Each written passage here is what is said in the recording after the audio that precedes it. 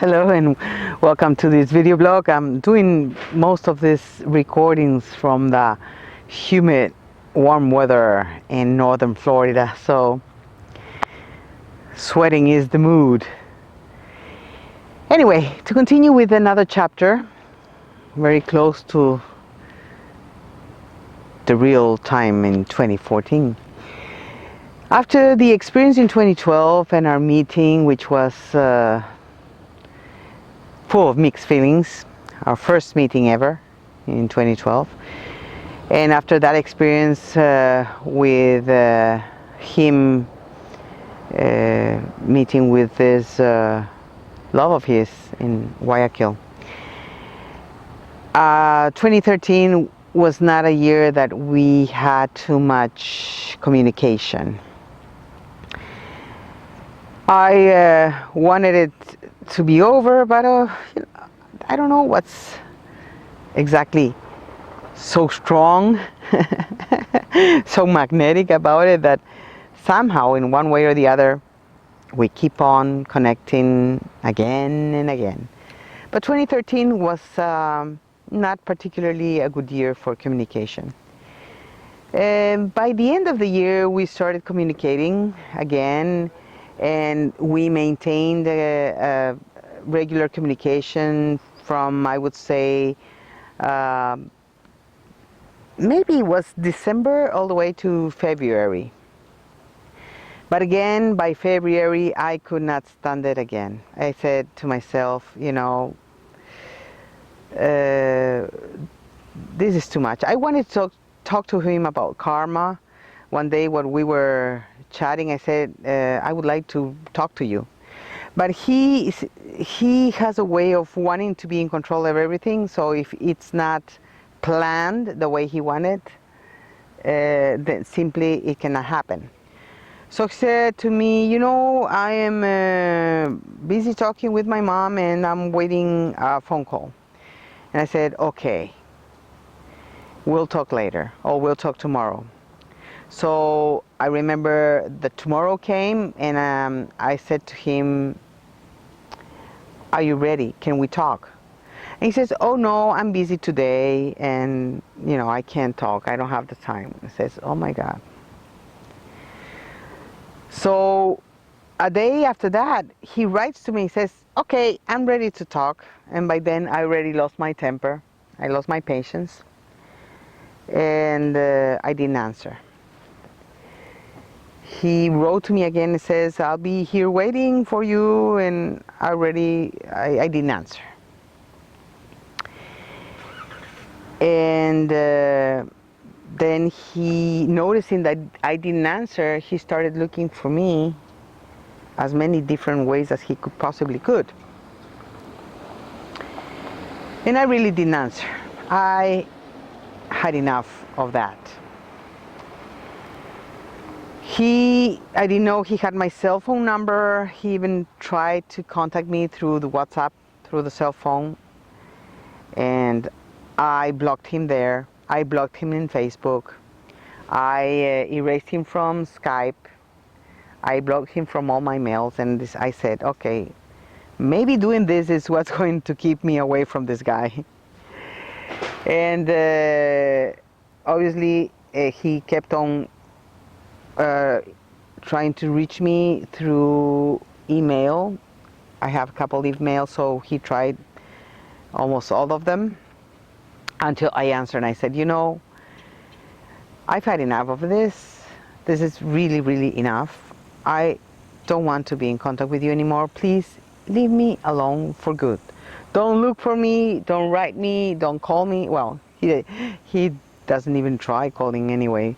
But I said, don't look for me. Simply erase me from everything and forget about my existence. I was happy. I was really happy. I was more than happy, I think I was relieved. I was totally relieved. As I kept on in my relationship with this other guy who knew everything about him, because he had seen all along, ever since I met him, he knew every single thing that happened to me. And so he knew about it, and I never kept anything from him. He would know every single time that he would write me, and was really transparent about it. And he knew that I didn't want a relationship with him, not in this situation and at this moment in time, because it would be totally chaotic anyway. So he knew about that, and we were clear, and it was okay.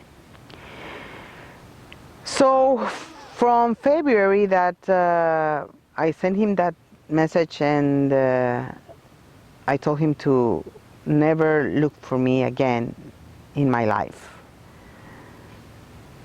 I thought I was going to be okay with that, and nothing was ever going to happen again. So I never knew anything about his life anymore. And he was not very often in my thoughts. I forgot about him, I would say. As much as I could, I forgot about him.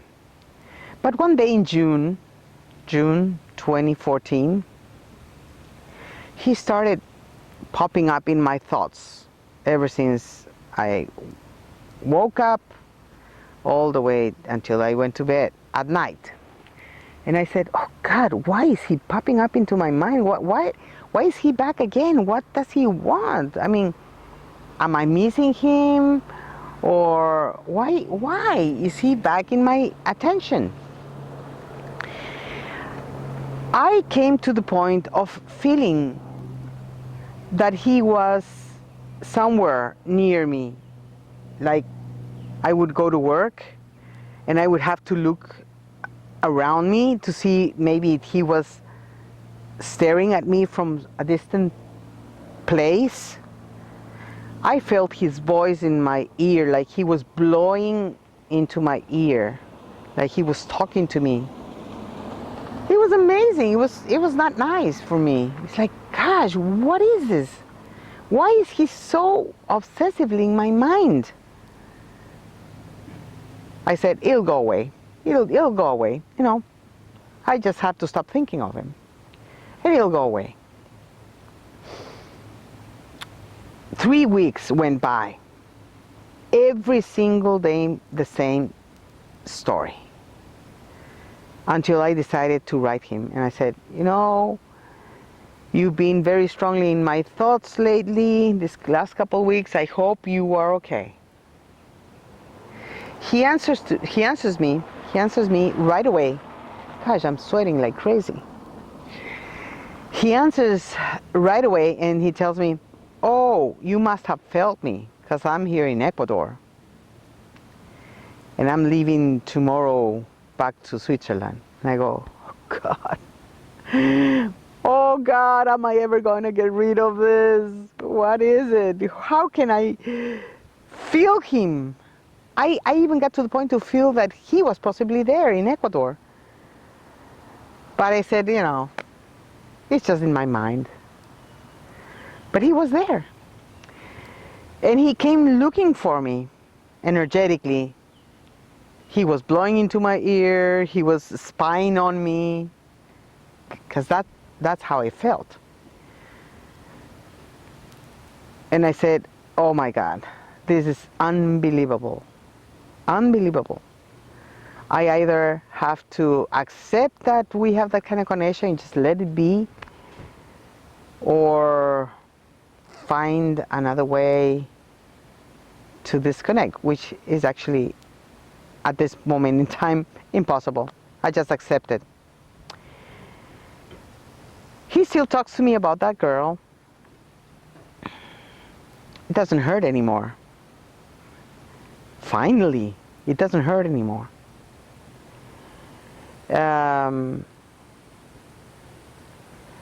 We are not hurting each other in our communication.